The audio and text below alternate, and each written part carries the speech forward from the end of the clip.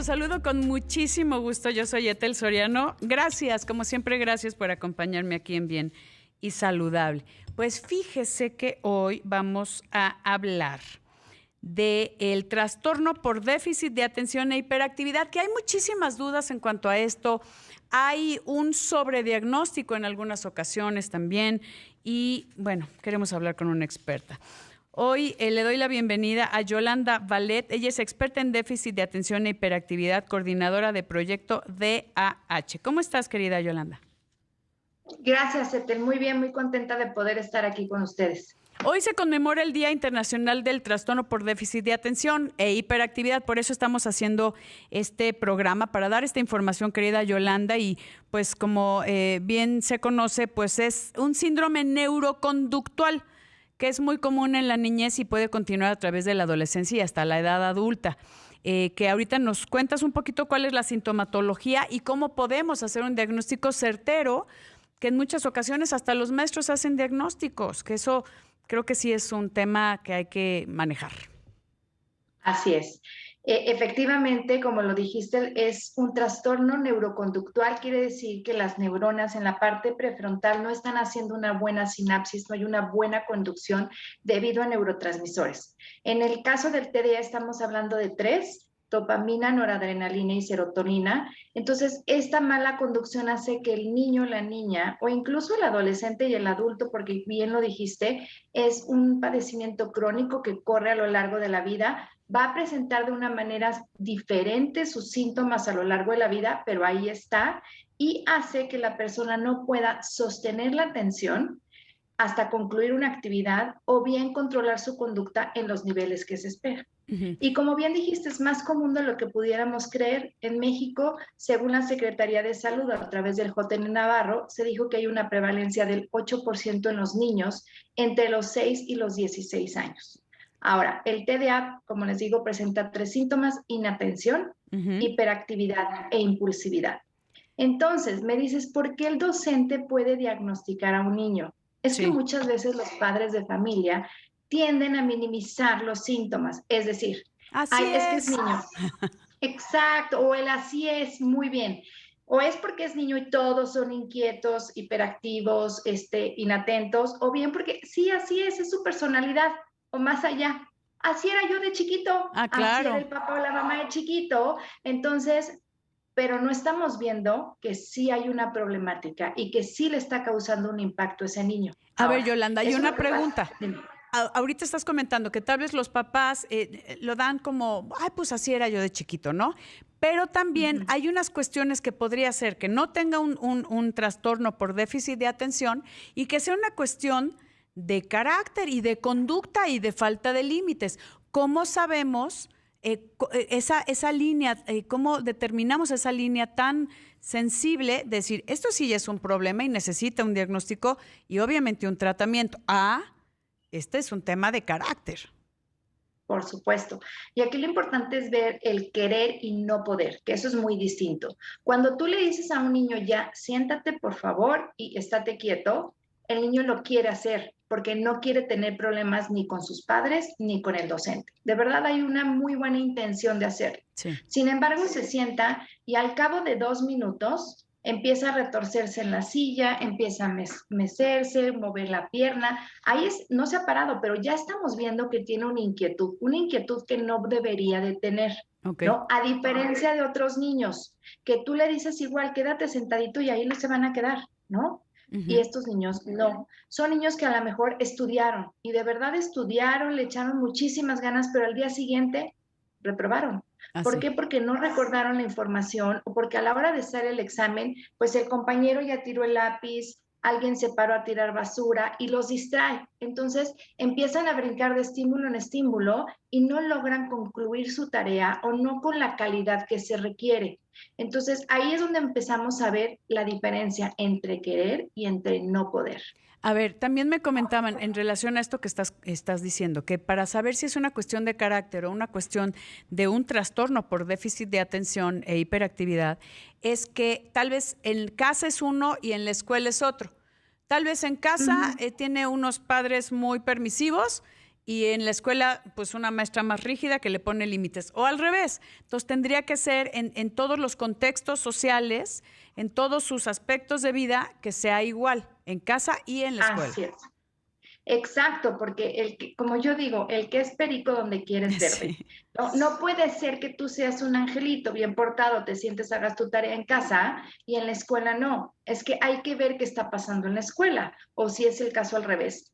Pero cuando se tiene trastorno por déficit de atención, es igual. Hay problemas para controlar la conducta y para poder prestar atención el tiempo suficiente. Y esto lo quiero remarcar, Etel, porque no es que el niño no quiera prestar atención. Claro, le prometió a su papá y a su mamá que Sí. se iba a portar bien y que iba a trabajar. Sin embargo, sí lo hace, se sienta y empieza a trabajar o a prestarle atención a la maestra, pero no se puede quedar ahí, no puede sostener la atención, ¿no? Entonces es cuando hay otros estímulos, ya sean externos como ruidos, movimientos, luces, o internos como tengo hambre, tengo frío, la banca, y todo eso hace que el niño se distraiga y que se vaya a otro estímulo y de ahí a otro y de a otro, y cuando se da cuenta, dice, yo estaba haciendo tarea. Claro, regresa y se acabó el tiempo. Ya. Y la maestra nos pone un sello que dice no trabajó. Esa Ay. es la diferencia. O sea, normalmente sí son los primeros síntomas o la apreciación de los primeros síntomas, si lo puedo llamar así, o signos en la escuela. Es como el lugar ideal donde normalmente podríamos decir, hay una señal de alarma, vamos a buscar ayuda. Claro, porque te digo, los papás tienden a normalizar o Sí, no saben cómo comparar, porque o no hay hermanos o son ya. más grandes o más pequeños y porque no saben lo que corresponde a esa etapa del desarrollo. Pero un docente sí sabe que el niño es inquieto. Bueno, todos los niños son Sí, inquietos, ¿no? Pero este niño o niña tiene un nivel de actividad por arriba de lo esperado, por arriba del grupo, ¿sí? sí. O tiene un nivel de atención por abajo del promedio. Entonces, al maestro le es mucho más fácil, como yo digo, prender estos focos rojos de alerta y de decir, esto no es correcto. Ajá. Tanto al padre de familia como al docente nos toca el identificar la Para sintomatología. buscar la ayuda adecuada, que eso es lo más importante. Queridos amigos, Exactamente. Yolanda, vamos rapidísimo a una pausa y regresamos con más aquí en Bien y Saludable.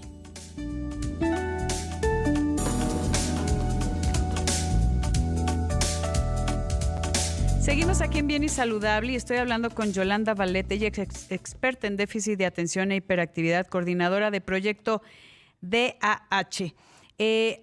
Dime una cosa, antes de continuar con esto, ¿qué es el proyecto DAH, una asociación sin fines de lucro? ¿Cómo ayuda?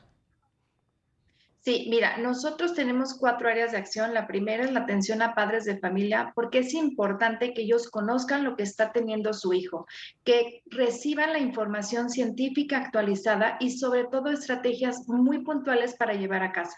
La segunda línea es la enseñanza y la capacitación tanto a los docentes, psicólogos y médicos. ¿Por Ujú. qué? Porque estas 4 áreas son las que están alrededor del paciente.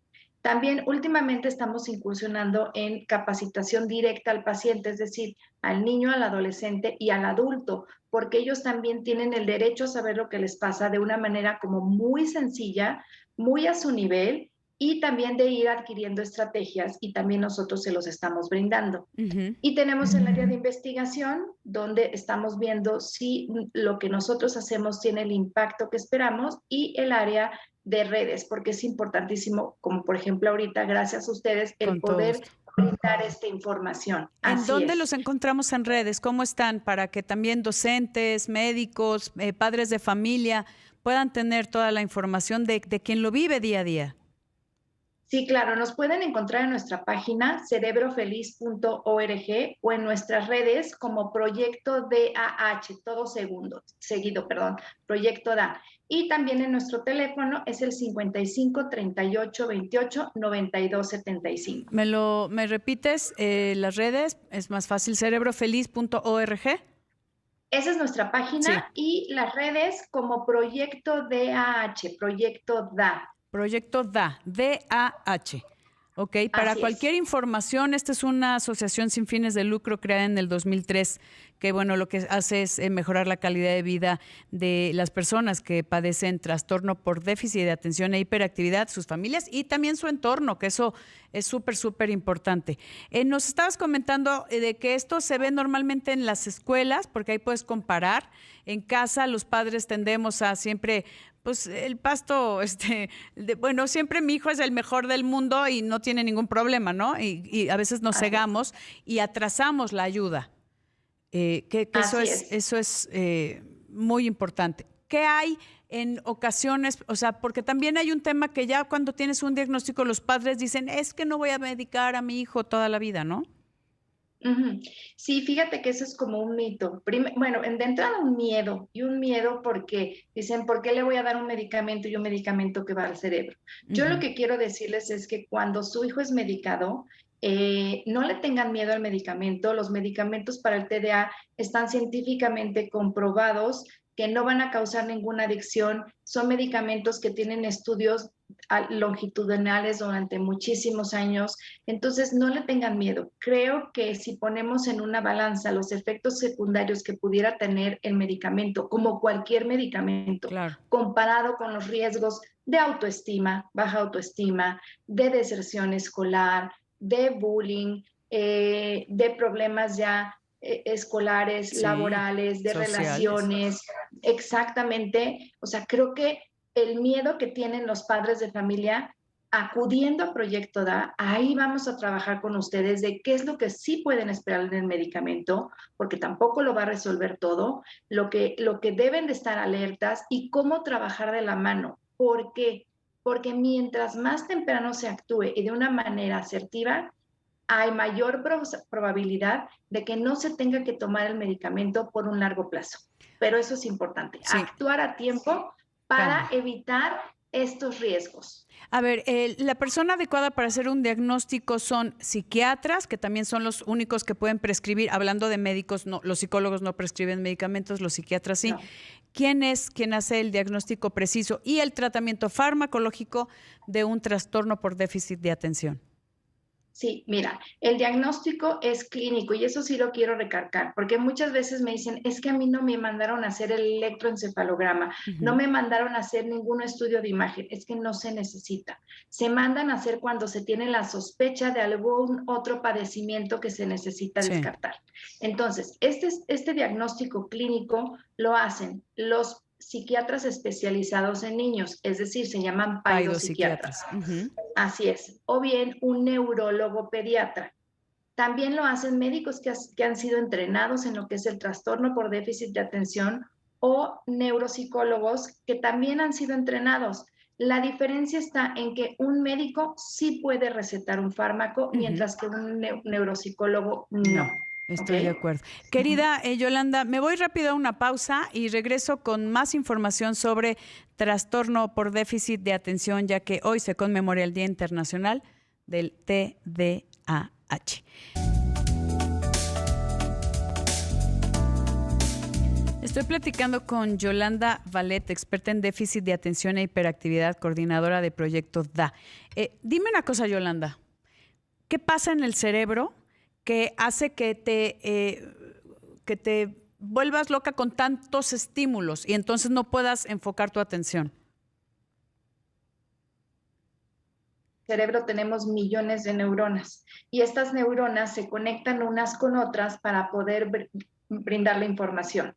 Nada más que necesitan de dos cosas. Unas son estímulos eléctricos y otras son neurotransmisores o química.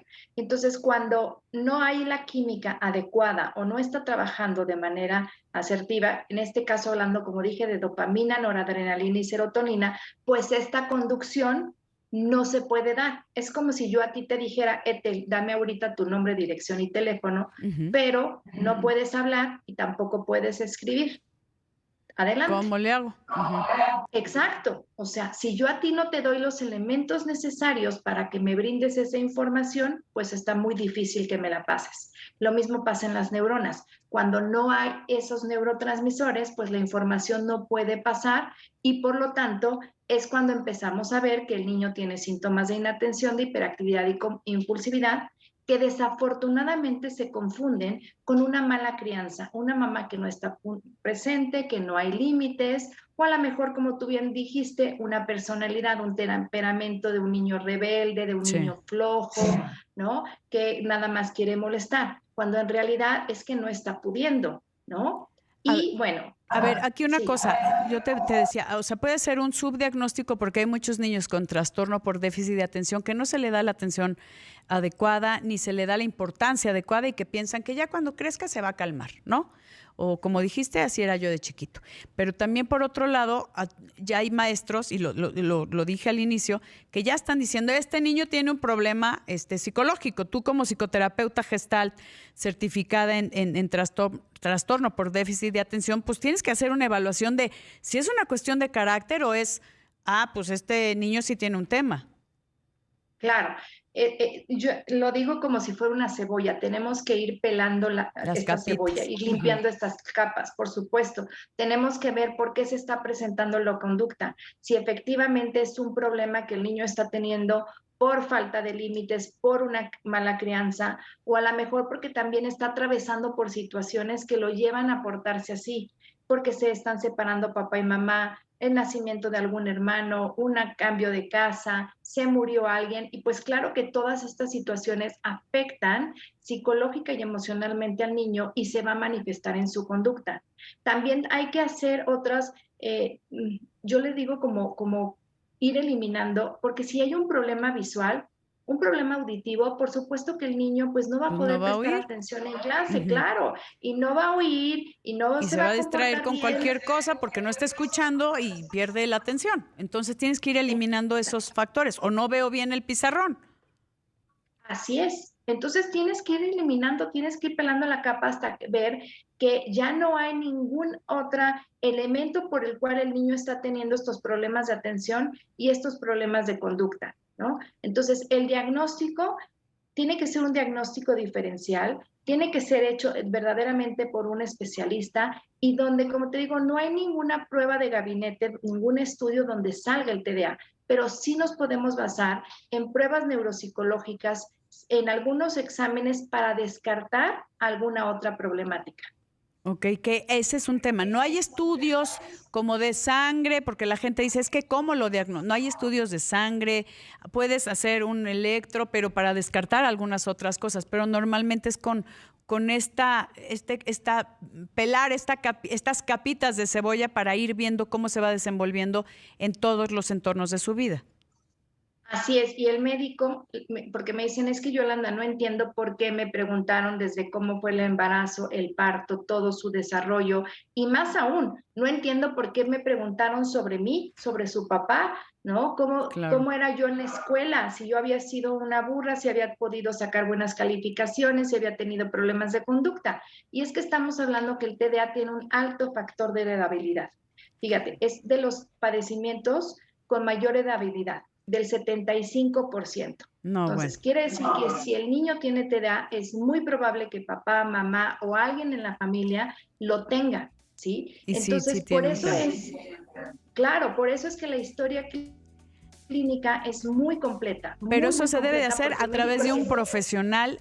Por favor, acérquese a esta, pues podríamos llamar esta asociación sin fines de lucro, Proyecto DAH, al cual te agradezco, querida Yolanda Vallet, que nos hayas acompañado el día de hoy. Muchísimas gracias por toda esta información en conmemoración del Día Internacional del Trastorno por Déficit de Atención e Hiperactividad.